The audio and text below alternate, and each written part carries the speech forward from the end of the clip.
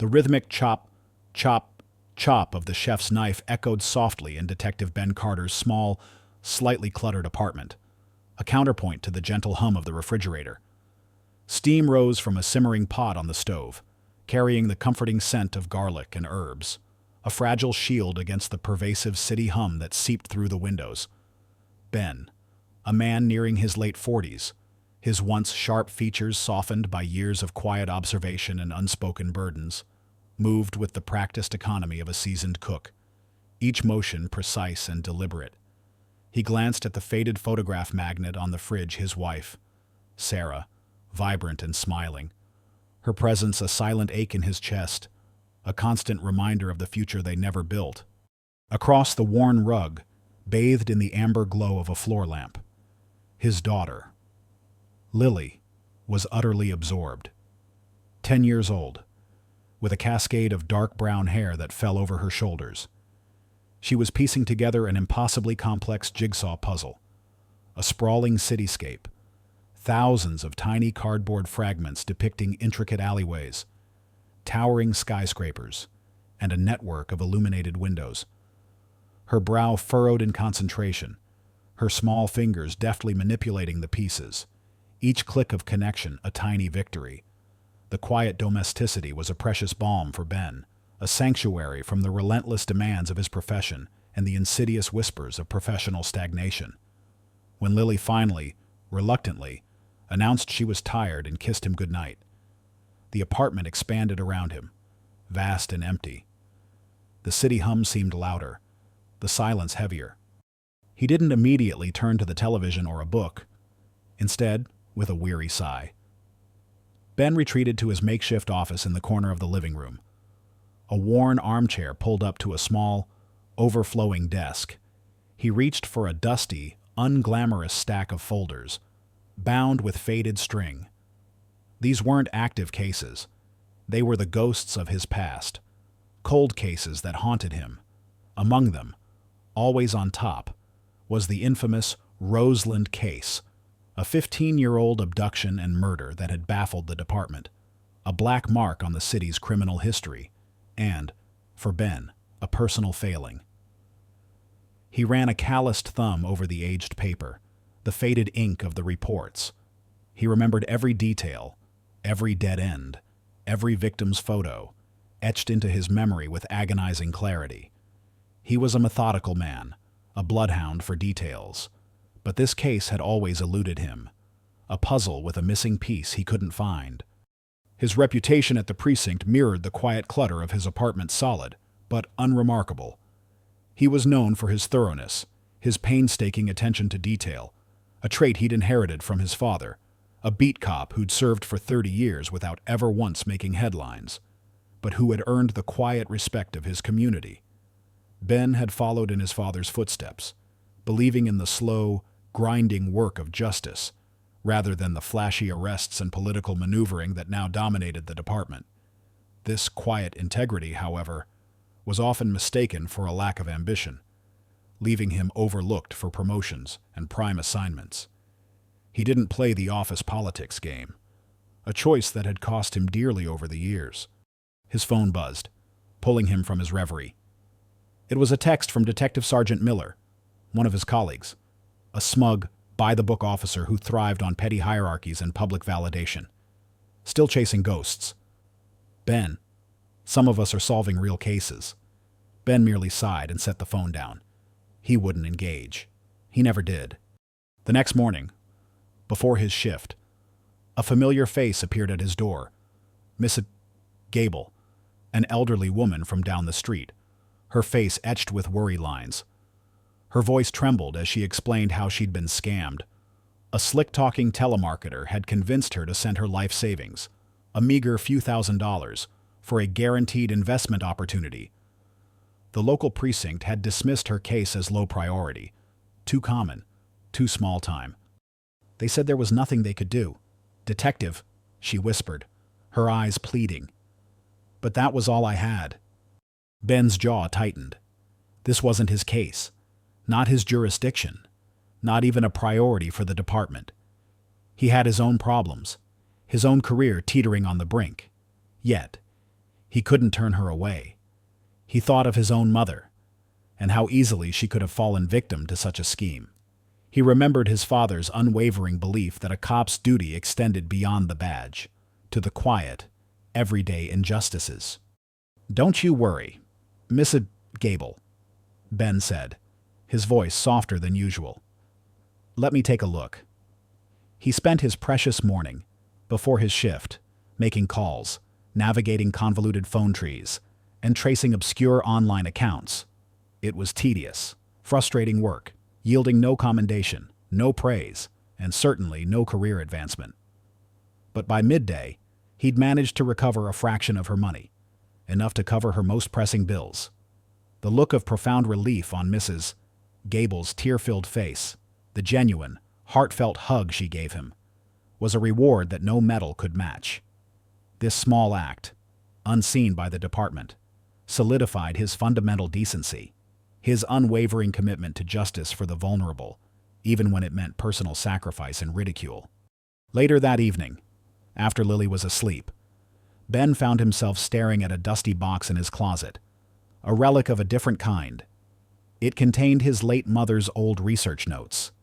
She had been an amateur genealogist, obsessively tracking family trees and local histories, filling notebooks with intricate details, old maps, and what others might have considered random doodles or cryptic annotations. Lily, from a very young age, had been fascinated by them, often pulling them out, tracing the lines, and pointing to seemingly insignificant details. "Look, Daddy," Lily had once said, pointing to a smudge on an old photograph of a Victorian-era house. "That's not just a smudge, it's a shape. See the way the light catches it, it's like a bird's wing." Ben had squinted, dismissed it as a child's imagination. But when he'd finally looked at it under a magnifying glass, he'd seen it a faint, almost imperceptible outline of a decorative bird on a rooftop weather vane, a detail that had been overlooked for decades. Lily possessed an uncanny, almost intuitive, ability to notice minute details and patterns that others missed, especially in visual information. It wasn't just intelligence. It was an innate, almost photographic recall, a trait that had been dismissed as eccentric in his mother, but which, in Lily, seemed to manifest with startling clarity. Ben had always been cautious about this. He knew the world wasn't always kind to those who saw too much, too differently. His mother had been an object of quiet amusement in their small town, her obsessions seen as harmless quirks. He didn't want Lily to face the same dismissal. So, he kept her unique talent largely hidden, a quiet marvel within the walls of their apartment. Yet, a tiny seed of curiosity had been planted. What else could Lily see? What other patterns lay hidden, waiting for her unique gaze to unravel them? The crisp morning air, usually a welcome invigorator, felt like a slap in the face to Detective Ben Carter. He sat at his desk, the fluorescent hum of the precinct office a dull throb in his temples. Across from him, Detective Sergeant Miller was regaling a small group of colleagues with a boisterous story of a recent arrest, his laughter echoing a little too loudly in the otherwise subdued atmosphere. Ben ignored it, focusing instead on the stack of paperwork that seemed to multiply overnight. Then, his eyes landed on a cream-colored envelope tucked amidst the routine memos. It was thicker than a standard inter-office communication, formal, and bore the seal of internal affairs. A cold dread seeped into him. This wasn't a commendation. He opened it slowly, his fingers fumbling slightly. The words swam before his eyes: notice of review board findings. Forced early retirement. Lack of measurable impact. Inability to adapt to modern policing methods. Each phrase was a hammer blow, systematically dismantling the foundations of his career, his identity. His pension, the very bedrock of Lily's future, was explicitly threatened, pending a final review that felt like a mere formality. The phrasing was deliberately vague, but Ben knew who was behind it. Captain Thomas Thorne. Thorne, the precinct's shining star, A man whose ambition was as boundless as his connections in City Hall had always viewed Ben as an anachronism, a quiet shadow in a department that craved headlines. Thorne believed in flash, in statistics, in showing numbers that pleased the mayor's office. Ben's methodical, often slow-burning investigative work didn't fit Thorne's narrative of efficiency. For months, Ben had felt Thorne's subtle pressure, being passed over for cases, having his reports scrutinized with undue harshness, his suggestions met with condescending dismissals. This notice was the culmination of Thorne's orchestrated campaign to clear the path for his own ascent. Thorne, from his glass-walled office, watched Ben, a faint, almost imperceptible smirk playing on his lips. He thought of Ben as a relic, an obstacle to be removed, and this was his elegant solution. Ben felt a crushing wave of devastation, professional failure, a bitter taste in his mouth, mixed with a searing fear for Lily. How would he provide for her? How would he explain this? The image of her bright, trusting eyes flashed in his mind. He was supposed to be her protector, her stability. Now, that stability was crumbling beneath him. He pushed back from his desk, the creak of his chair startlingly loud in the quiet despair of his cubicle. He walked to the window, staring out at the gray city skyline, unseeing. His hands balled into fists, then relaxed, then balled again.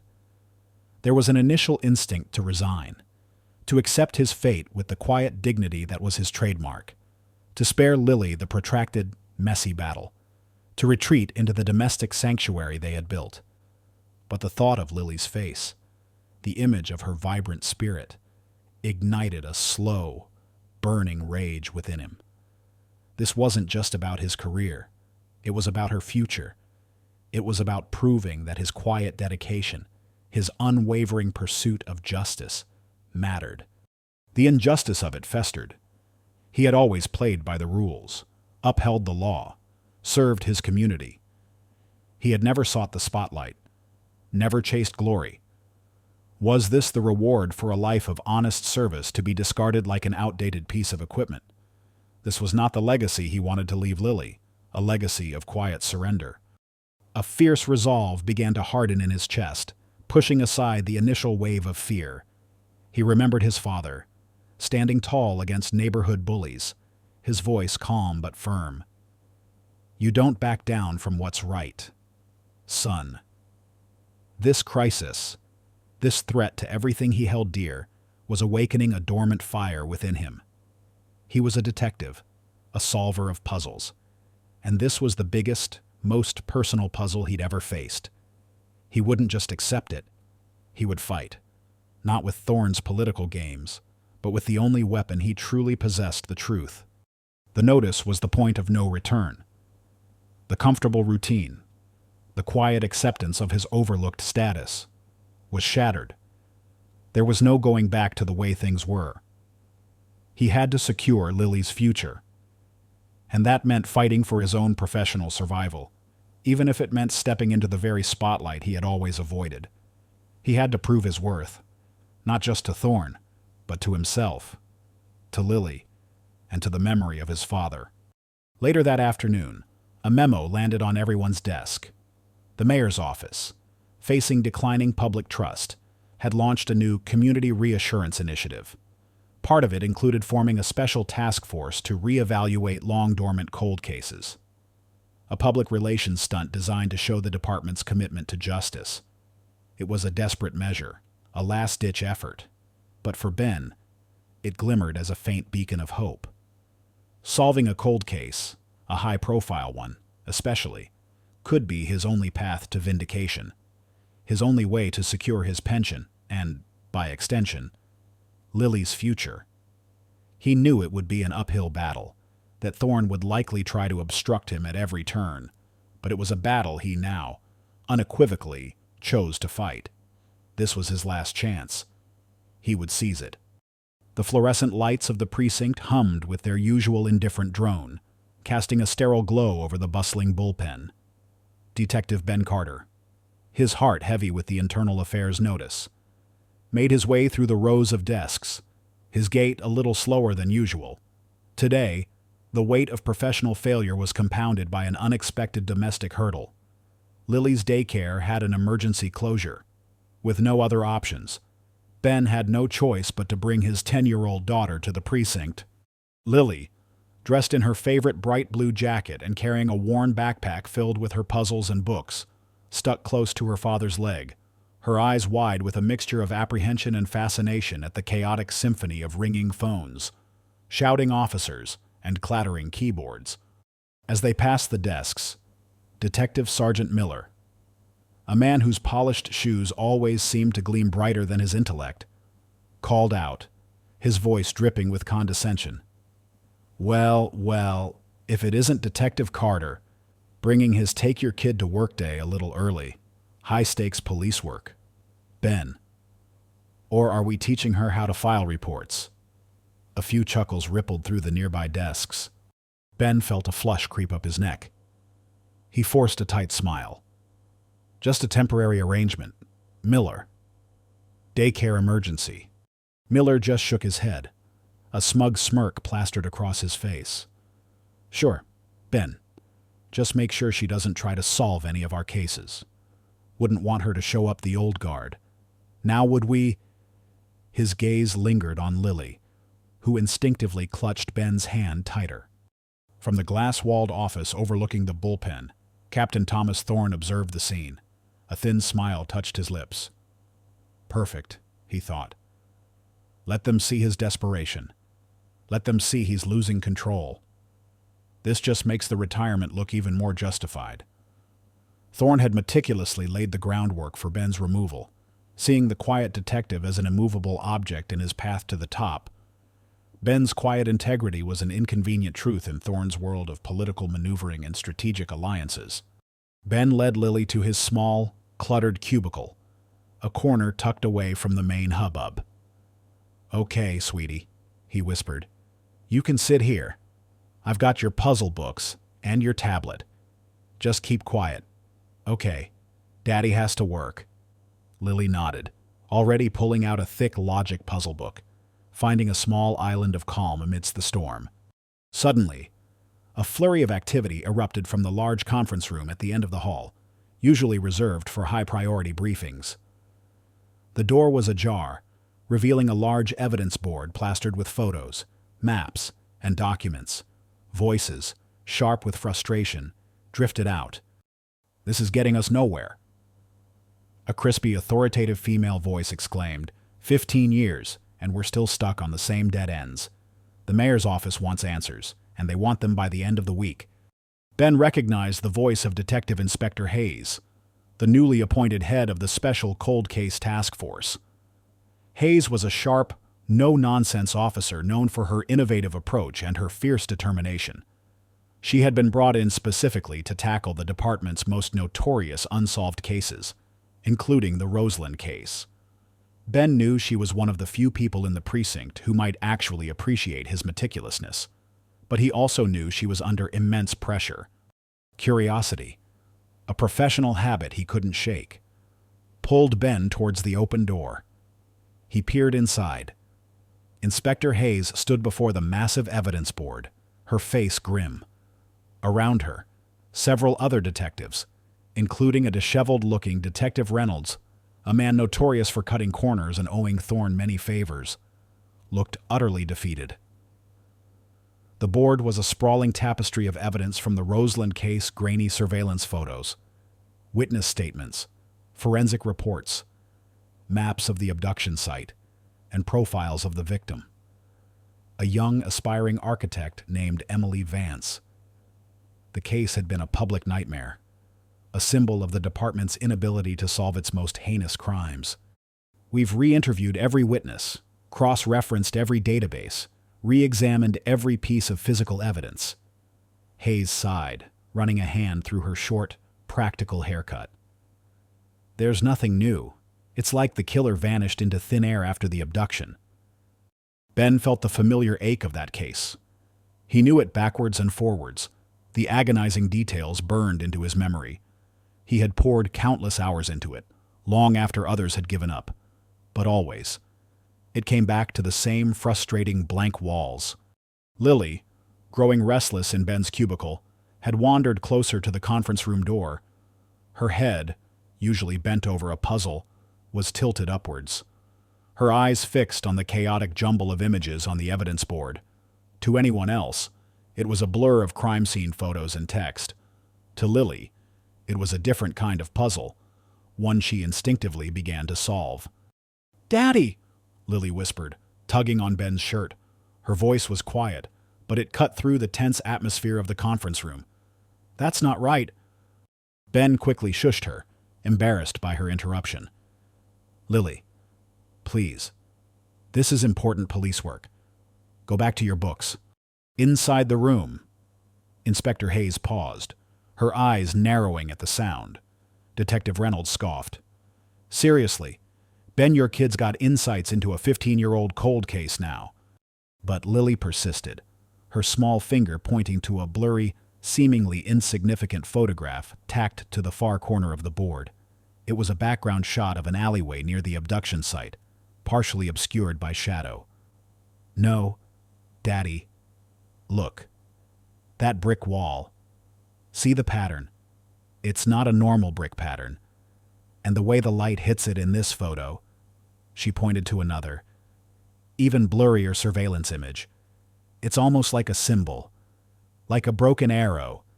Ben, initially mortified, looked closer at the photos Lily indicated. He'd seen them hundreds of times. A brick wall. Nothing special. But as Lily continued, articulating the subtle irregularities in the brickwork, the peculiar way the shadows formed a distinct, almost unnatural shape that mimicked a jagged, broken arrow, a flicker of recognition sparked in his mind. He remembered seeing that exact pattern somewhere before, but where it was an old gang tag, a forgotten symbol from a long-disbanded local crew. "Lily," Ben said, his voice hushed, a new intensity in his eyes. "What else do you see?" Lily, encouraged, now pointed to a crumpled piece of paper, partially visible in a dumpster in another photo. "And that paper, Daddy, it's got a very specific fold, like 3 folds, then one corner torn off. And that smudge on it, it's not dirt, it's like a stamp, a very small, almost invisible owl." The detectives inside the room, initially dismissive, began to exchange bewildered glances. Hayes, her skepticism warring with a growing intrigue, stepped closer. Ben, his mind racing, quickly translated Lily's observations into investigative terms. "She's right," he said, stepping into the conference room. "The brick pattern. It's an old Ghost Owls gang tag, long out of use. And that paper, the folds, the owl symbol. My mother, God rest her soul. She used to collect old local historical documents. She had a whole collection of paper with unique watermark patterns, especially from businesses that operated in this part of the city. That owl symbol. It looks like a watermark from an old real estate firm that operated here 15 years ago. Roseland Properties." A stunned silence fell over the room. Roseland Properties. The victim's family, the Vances, had been involved in a contentious property dispute with a local real estate developer just before Emily's abduction. It had been dismissed as unrelated, a red herring, but the name jolted Hayes. Detective Inspector Hayes, her expression now a mixture of profound skepticism and dawning realization, walked over to the board, peering at the photos Lily had indicated. The Ghost Owls gang tag, the peculiar folds, the owl watermark, once dismissed as irrelevant background noise, now seemed to shimmer with new meaning. Lily's uncanny knack for seeing the minutiae had pulled 2 seemingly unconnected threads into a potentially explosive new lead. Captain Thorne, who had heard the commotion and drifted closer, witnessed the scene. His initial pleasure at Ben's discomfort turned to a cold, hard glare. A child, he thought, his disdain hardening. This is ridiculous. He's clutching at straws. This makes him look even weaker. Inspector Hayes, Thorne interjected, his voice sharp, cutting through the growing murmur. Are we truly taking investigative leads from a 10-year-old now? Perhaps Detective Carter is already embracing his retirement by playing detective with his daughter. He let out a condescending laugh, joined by a nervous chuckle from Detective Miller. We don't need childish fantasies. We need professional police work. Hayes ignored Thorne, her gaze still fixed on the board, a flicker of fierce determination in her eyes. Thank you, Captain, for your input. She turned to Ben, a hint of admiration now mixed with her professional resolve. Detective Carter, this is intriguing. Extremely intriguing. That Roseland Properties connection was dismissed early on. But if there's a pattern, if there's an actual watermark... Thorne, feeling his authority challenged by Hayes's uncharacteristic interest, smiled, a venomous edge to it. Intriguing, Inspector. Or desperate. Perhaps we should just go ahead and finalize Detective Carter's retirement package. Clearly, he's lost his edge if he's resorting to a child for clues. He made a point of looking Ben up and down, his gaze lingering on Lily. Behind the scenes, Thorne moved swiftly. He pulled Detective Reynolds aside. Reynolds, listen closely. This cold case task force is a nuisance. And Carter, with his intuition, is becoming a problem. I need you to ensure they don't get too far. Make sure their access to archived files is limited. Any records from Roseland Properties, especially from 15 years ago, need to be misplaced. And make sure the original case files are difficult to retrieve. Can I count on you? I count on... Reynolds, lazy and always looking for an easy way out, grinned. Consider it done, Captain. Anything for the team. He owed Thorne for covering up a few of his own past blunders. The thought of a child solving a case that had stumped so many seasoned detectives was an insult to his ego. And the idea of obstructing Ben, a man he viewed as a soft, idealistic fool, was deeply satisfying. Thorne had long hinted that solving the Roseland case might expose past inefficiencies and uncomfortable truths about the original investigation. And Reynolds understood that meant some of their own colleagues might have been less than thorough or worse.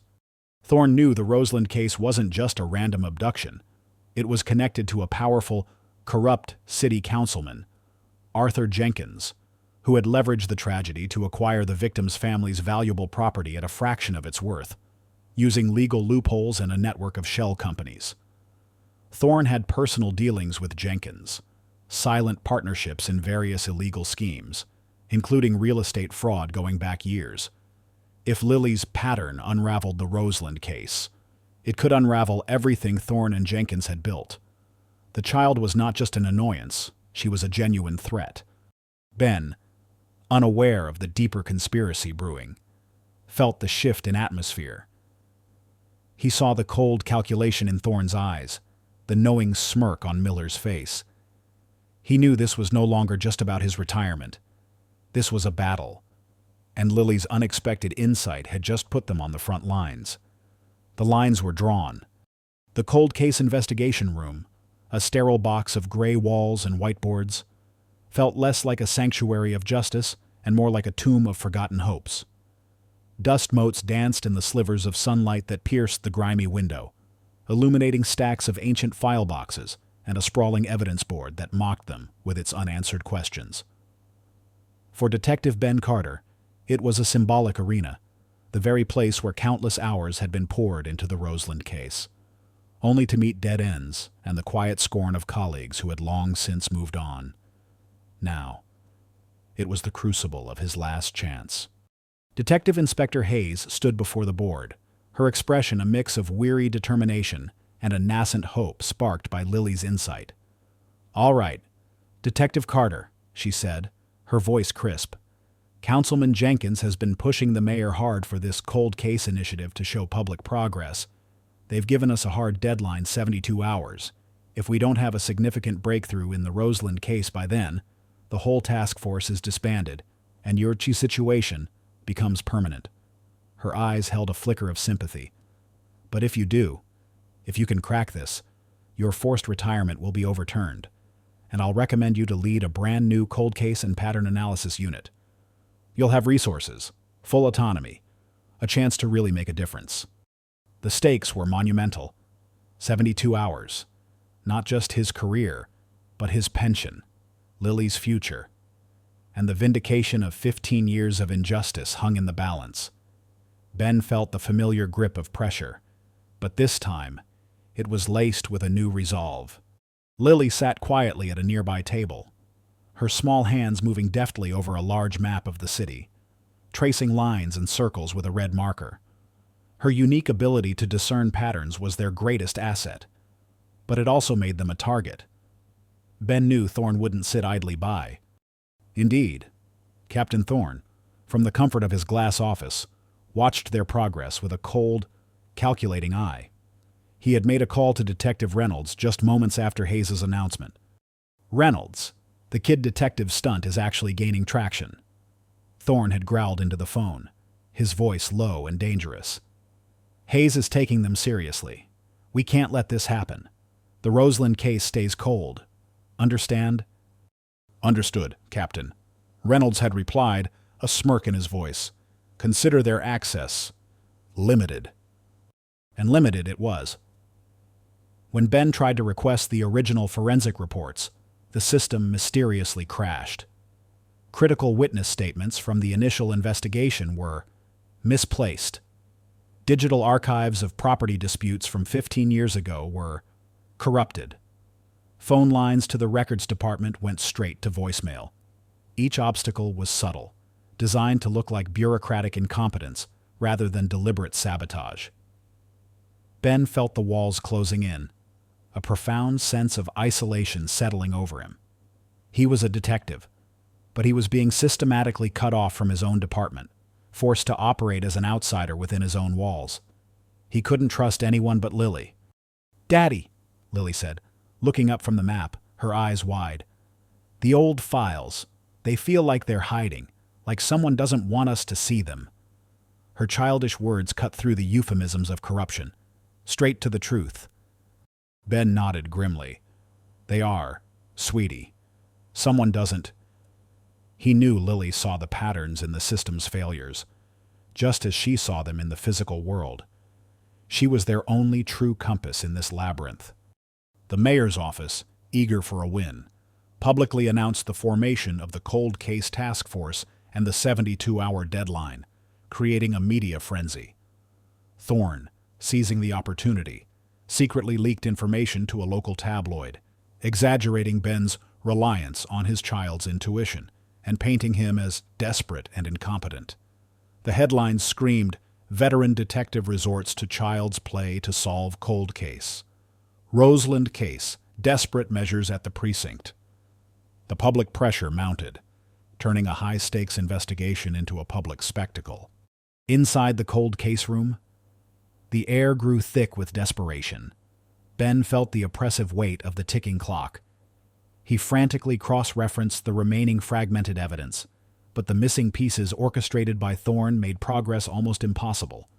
Every lead seemed to circle back to a dead end, a pattern of deliberate obstruction.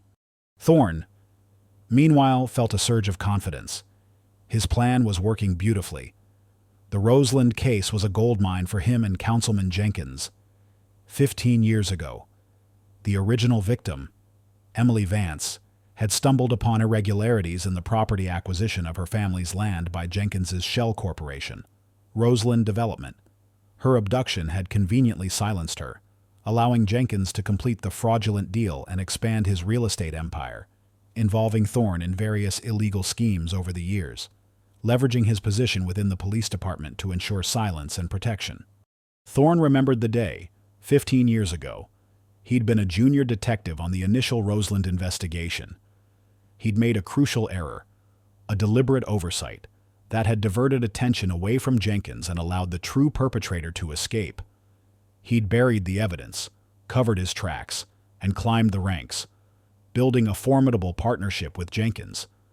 If Ben and Lily somehow unearthed the truth, it wouldn't just expose the killer, it would expose Thorne's long-standing corruption and his culpability in the original cover-up.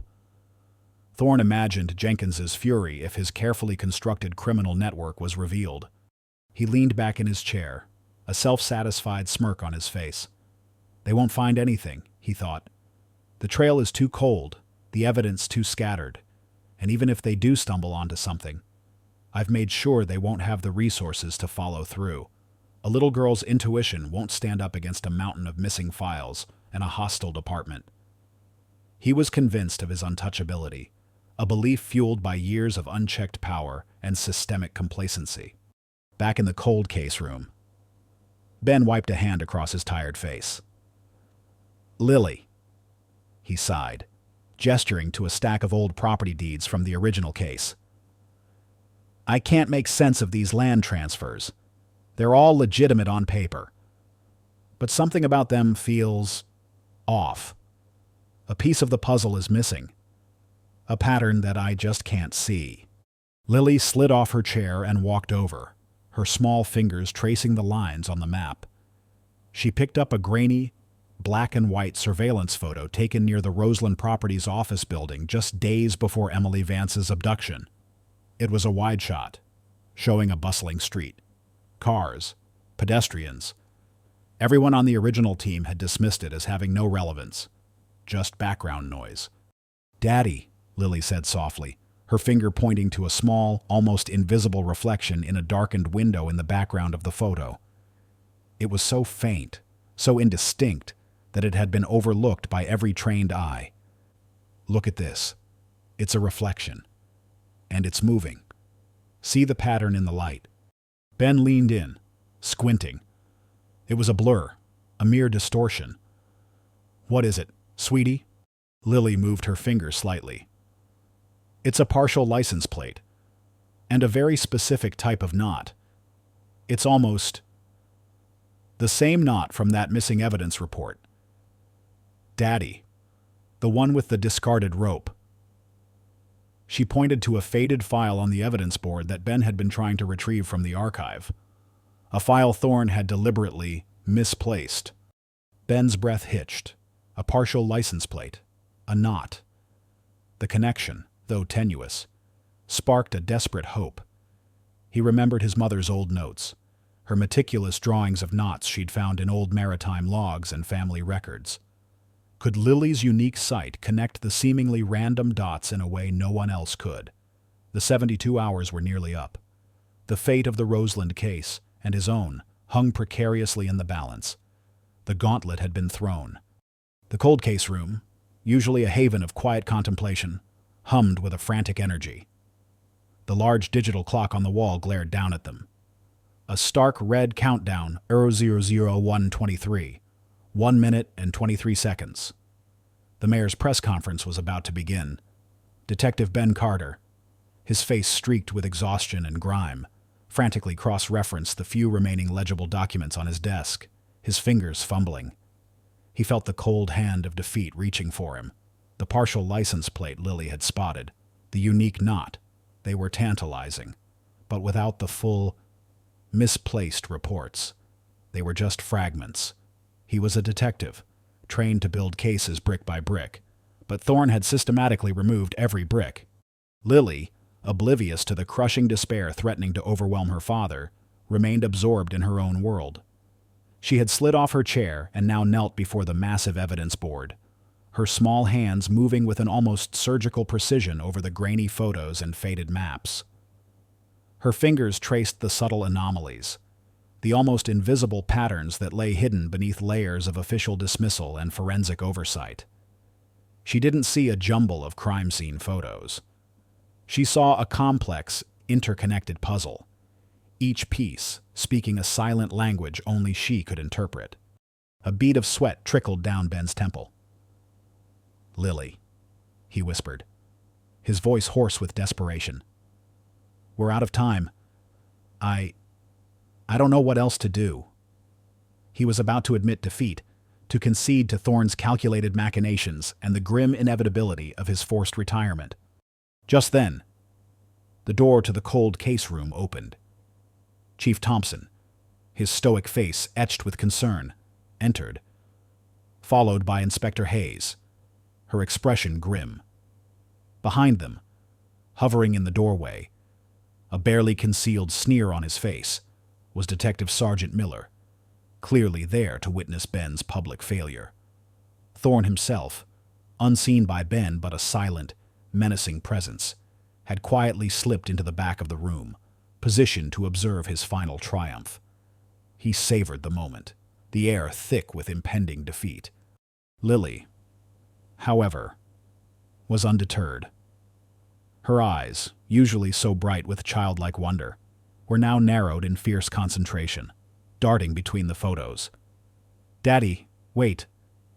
Her voice, though small, cut through the suffocating despair like a knife. She pointed to a series of seemingly unrelated photos, her finger moving with lightning speed. The victim, Emily Vance, she used to work at that old diner, the one near the Roseland Properties office. See the napkin dispenser on the counter. She pointed to a blurry background detail in a 15-year-old police evidence photo of the diner, taken the day Emily disappeared. No one had ever focused on it. "It has a tiny chip, right here." She indicated an almost imperceptible imperfection on the dispenser's base. "And look at this photo." Her finger darted to a different surveillance image, one taken weeks later, showing the back alley of the Roseland Development office. In a distant corner, almost out of frame, stood a man, obscured by shadow. The man in the alley, he's leaning against a dumpster, and his hand is near something. It's a plastic lid, and it has the same chip. It's the same dispenser. He took it. Why would he take a napkin dispenser? Ben squinted, trying to follow her logic. A napkin dispenser. It seemed absurd, irrelevant, but Lily's conviction was absolute. "And the knot, Daddy," Lily exclaimed, now pointing to the faint outline of the rope from the missing evidence report, which Ben had managed to access through a partial, corrupted digital file Thorne hadn't completely managed to suppress. "That's not just a fishing knot. Grandma's notes on old maritime knots.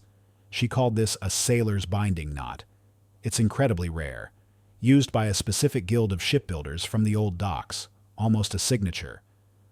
The only other place I've seen it is in the Vance family's old property deeds, in the corner where they tied the original blueprints.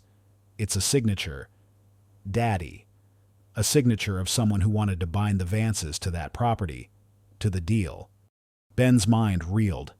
The napkin dispenser. The knot. Two seemingly innocuous details, separated by time and space, now woven together by Lily's uncanny eye.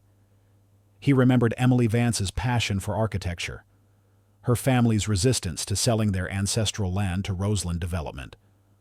Could the napkin dispenser be more than just a random object? Could it contain something, a message, a clue, and the knot, a signature, not just of a trade, but of a connection to the very family Thorne had dismissed as unrelated? "And look here." Daddy Lily spun around, pointing to a single faded fingerprint on the back of a piece of paper on the evidence board. An old delivery slip for building materials. It had been dusted for prints 15 years ago, but deemed inconclusive. It's not just a smudge, it's a partial print, but see the spiral pattern. It's almost identical to the print found on the back of the deed of sale from Roseland Properties, the one that transferred the Vance land. But the dates are different. The deed was signed after Emily disappeared, and that print, Daddy, matches the one the original detectives had on the official report of the buyer for Roseland Development, a shell company owned by Councilman Jenkins. But this print, she jabbed her finger at the delivery slip, was dismissed as a red herring. It's the same person, Daddy, the same pattern. The dates are connected to a single discrepancy. The buyer's original signature was forged. It was never truly him signing the deed. The true signature is hidden here, in the delivery slip, the one that matched the sailor's binding knot on the blueprint. A collective gasp filled the room. Ben's head snapped up. The original buyer, a known associate of Jenkins, had provided a clean print, but this other, discarded print from the delivery slip, the one dismissed as inconclusive, if it matched. Chief Ben yelled, his voice finding its power. Lily's found a match. The print on the delivery slip. It ties the abduction to the property transfer and to Jenkins. and the knot on the blueprint is a direct link.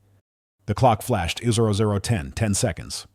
Just as Chief Thompson took a step forward, ready to intervene, a sudden blinding flash erupted from the evidence board.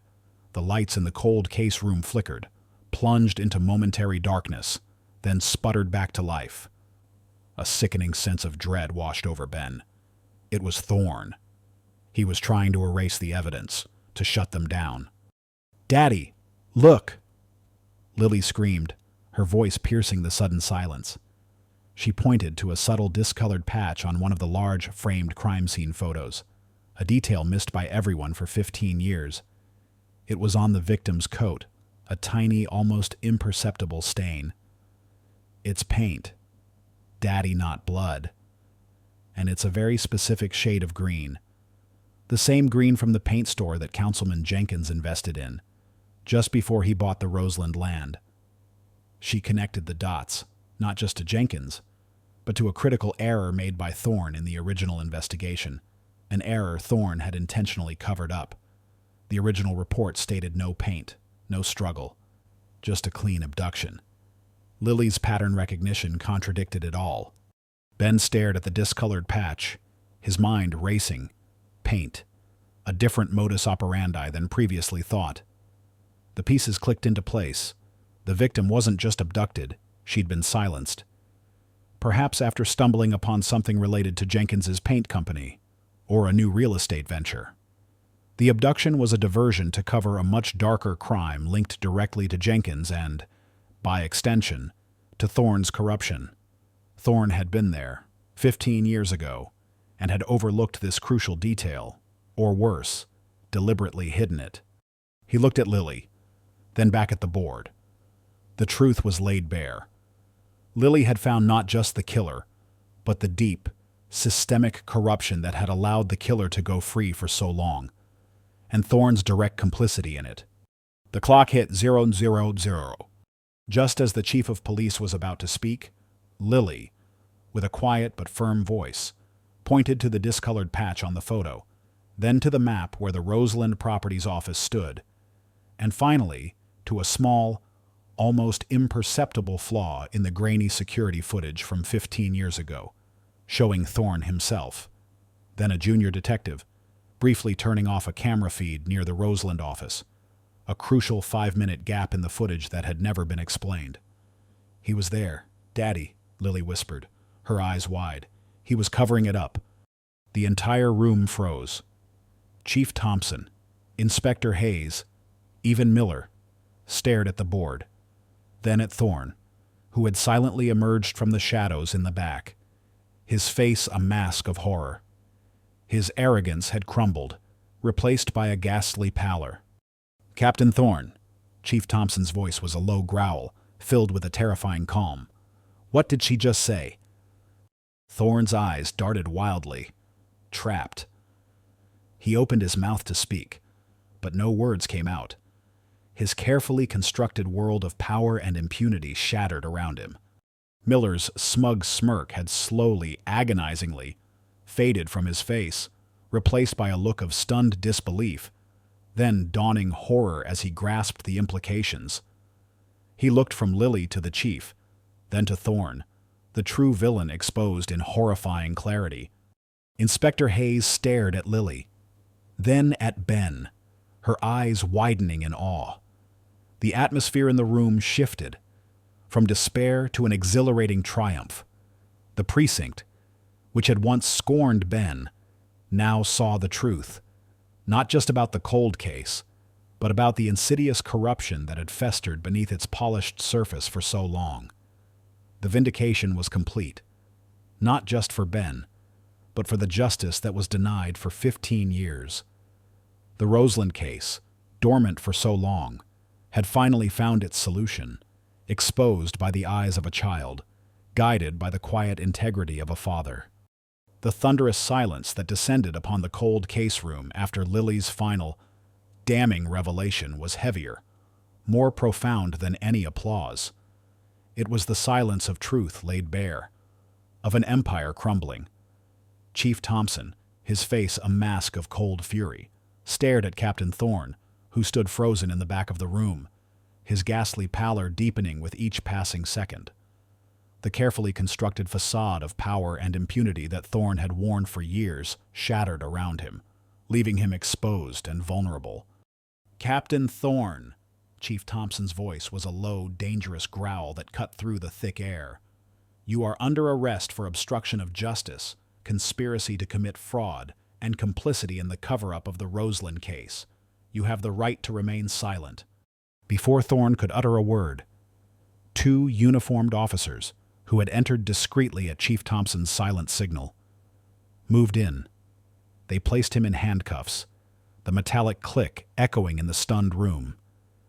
Thorne tried to protest, his eyes darting wildly, but his voice was a mere croak, devoid of its usual authority. He was led out, his once proud posture now slumped in defeat, his legacy reduced to a shameful public spectacle. The fall was absolute, a fitting end for a man whose ambition had consumed his integrity. The subsequent investigation, led by a relentless Inspector Hayes and personally overseen by Chief Thompson, quickly unraveled Thorne's extensive web of corruption. Lilly's insights had provided the crucial entry point, and with the full weight of the department now behind them, the evidence accumulated rapidly. It revealed Thorne's deep involvement in Councilman Arthur Jenkins's criminal network, the real estate fraud that had targeted the Vance family 15 years prior, and Thorne's deliberate actions to cover up critical evidence in the original Roseland investigation, ensuring the true killer remained free and Jenkins's illicit schemes flourished. Jenkins was arrested the very next day, his vast real estate empire built on fraud and coercion collapsing under the weight of irrefutable evidence. Both Thorne and Jenkins faced severe criminal charges, their lives of privilege replaced by the grim reality of prison sentences. Detective Sergeant Miller, the man who had so eagerly mocked Ben, stood in Chief Thompson's office a week later, his usual smugness replaced by a genuine, agonizing remorse. He confessed his complicity in Thorne's petty obstructions, admitting that his ambition had blinded him to the deeper corruption. I was wrong, Chief," Miller mumbled, his gaze fixed on his polished shoes. "About Detective Carter. About everything. I never imagined Thorne was capable of this." Chief Thompson, a man who valued integrity above all else, looked at Miller with a stern but not entirely unforgiving expression. "Miller, your actions were regrettable, but your willingness to come forward, to admit your mistakes, counts for something. I'm not firing you, but you will report directly to Inspector Hayes, and you will assist her in rooting out any lingering corruption within this force. This is your chance to make amends." Miller nodded, a flicker of relief and fierce determination in his eyes.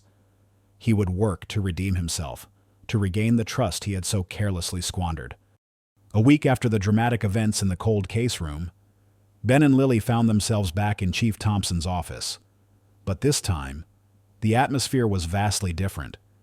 The air was thick with gratitude and respect. "Detective Carter," Chief Thompson began, his voice firm but warm, "what you and Lily achieved is nothing short of remarkable.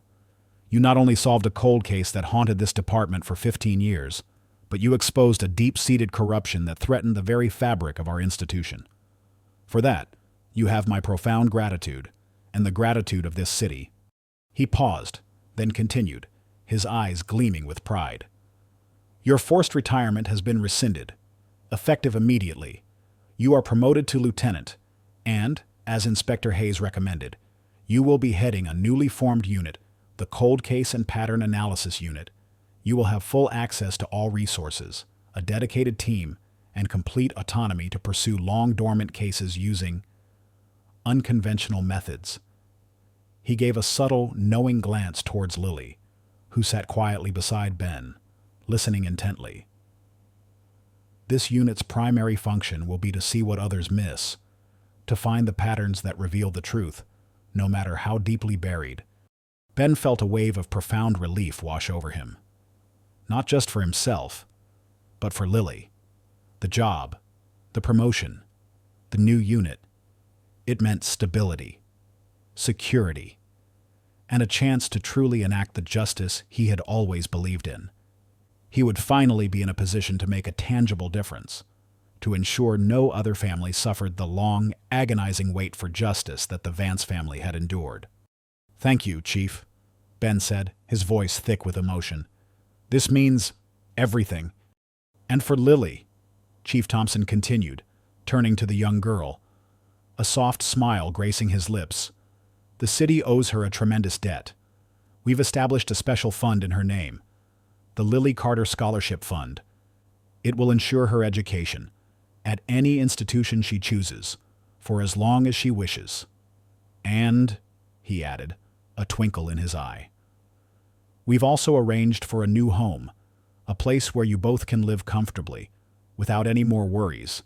It's in a quiet neighborhood, with a good school district and a nice backyard for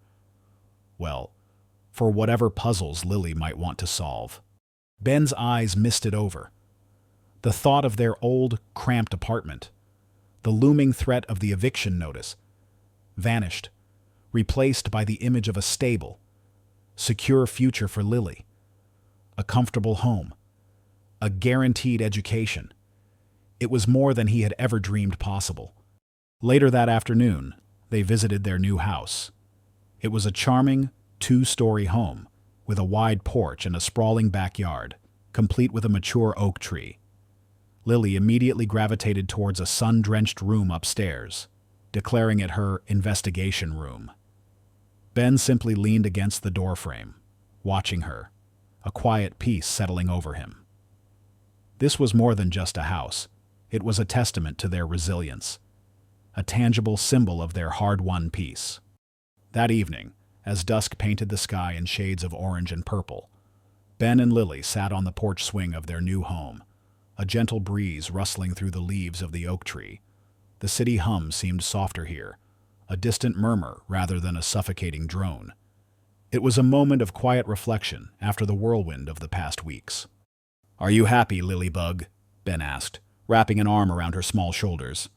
Lily nodded, her head resting against his side. "Yes, Daddy, I like our new house, and I like that we found all the pieces to Emily's puzzle." Ben smiled, a genuine, unburdened smile. "You know, your grandma used to say that the most important things in life aren't always the loudest. Sometimes, the truth is hidden in the quietest details, waiting for someone with the patience to see it. Like the little chip on the napkin dispenser," Lily mused, "or the paint on her coat." "Exactly," Ben affirmed. He looked out at the twilight, the first stars beginning to twinkle. "It's funny, isn't it, for so long? I thought I was protecting you by keeping your talent hidden, by staying quiet. But it turns out, your unique way of seeing the world, it saved us. It brought justice." Lily looked up at him, her eyes wide. "So, are we going to help other people find their missing pieces? Daddy, the ones that are hiding." Ben squeezed her shoulder gently. "Yes, my love. Exactly that. We've found our place, and now we can help others find theirs. We can show them that even the smallest details matter, that the truth always leaves a pattern, waiting to be discovered." The air was cool. The crickets chirped their nightly symphony. Julia felt a deep, abiding peace.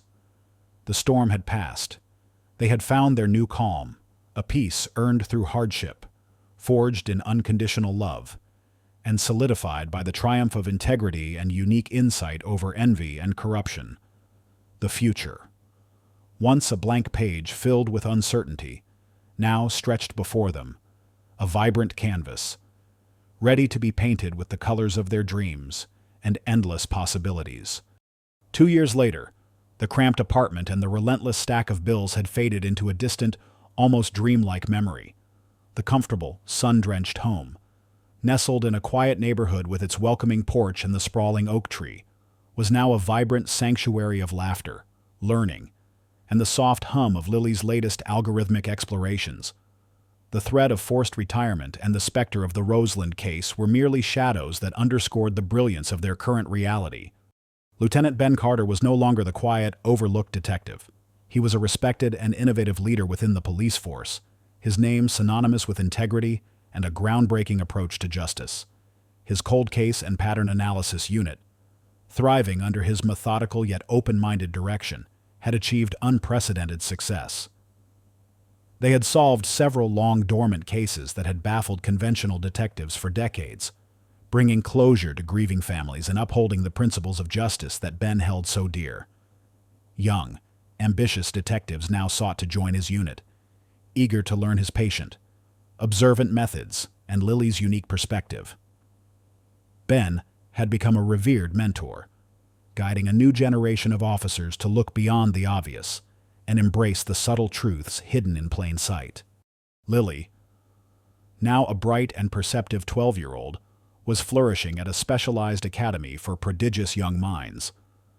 Her uncanny pattern recognition skills had only sharpened with age and exposure, allowing her to grasp complex concepts in fields ranging from forensic science to astrophysics with startling ease. Despite her extraordinary intellect, she remained refreshingly humble and endlessly curious, often visiting her father at the precinct. Her contributions, sometimes a single insightful question or an offhand observation about a complex case file, continued to astound even the most seasoned officers in Ben's unit, often providing the missing link that had eluded them for weeks. She had a dedicated investigation room in their new home, a space filled with maps, intricate puzzles, and a growing collection of her grandmother's old research notes, now neatly organized and digitized. Detective Sergeant Miller, true to his word, had undergone a remarkable transformation. Working directly under Inspector Hayes, he had dedicated himself to rooting out any lingering corruption within the force, becoming a fierce advocate for transparency and ethical policing. His initial arrogance had been replaced by a genuine humility and a deep commitment to making amends. He often sought Ben's advice, and even, on occasion, approached Lily with questions about complex data sets, a testament to how far he had come. His journey to redemption, while ongoing, had earned him a quiet respect, even from those he had once scorned. But beyond the professional triumphs, Ben's greatest passion had become the pattern seekers. Remembering his own marginalization and the extraordinary power of Lily's unique talent, he had established this police outreach program, funded partly by the Lily Carter Scholarship Fund and partly by grateful city benefactors. The pattern seekers identified and mentored children with exceptional observational and analytical abilities from disadvantaged backgrounds. These were children who, like Lily, saw the world in intricate details and connections, but lacked the opportunities to develop their gifts. The program provided them with specialized training, access to technology, and the chance to assist in solving low-stakes community problems, like tracing patterns in local vandalism, finding missing pets, or helping map out neighborhood safety routes. Lily, though not officially a part of the program, was a quiet but integral presence, occasionally offering insights that would leave the young participants, and even the adult officers, in awe. Ben's mother's old research notes, once dusty and forgotten, were now digitized and used as core teaching aids within the program. Her subtle genius finally recognized and propagated through the next generation. One crisp autumn evening, as the last vestiges of sunset bled across the sky, Ben and Lily sat on their porch swing, the same swing where they had reflected on their new calm 2 years prior. The city lights began to twinkle in the distance, a sprawling tapestry of electric stars. "Dad," Lily said softly, pointing a slender finger towards the cityscape. "Look, that's not just a collection of random lights. It's a sequence, a pattern of how the city breathes at night. See how the traffic lights synchronize, the residential areas dim, and the commercial districts flicker. It's like a complex, living algorithm." Ben smiled, his arm wrapped securely around her shoulders. A profound sense of contentment settled over him. "You're right, Lilybug. It is." He looked at the city, no longer seeing an overwhelming maze of problems, but an intricate, solvable puzzle, just as Lily did. He thought of all the lives they had touched, all the truths they had unearthed, all the hidden patterns they had brought to light. Lily leaned her head against his shoulder, her eyes still fixed on the shimmering city. "The world is full of patterns, Daddy," she murmured, her voice laced with a quiet wisdom beyond her years. "We just have to know how to look for them." Ben squeezed her gently. In the quiet hum of the city, in the gentle swing of the porch, in the brilliant mind of his daughter, he saw a future full of infinite possibilities. It was the continuity of their shared purpose, the endless patterns waiting to be discovered, and the quiet triumph of truth and integrity shining through the darkness, forever illuminated by the unwavering light of a father's love and a daughter's extraordinary gift. If this story stirred your heart, if it reminds you that courage can alter destinies and that light always finds a path even in the deepest darkness, please leave a comment. Share this story with those who need inspiration. Like, subscribe, and hit the bell to never miss our upcoming stories.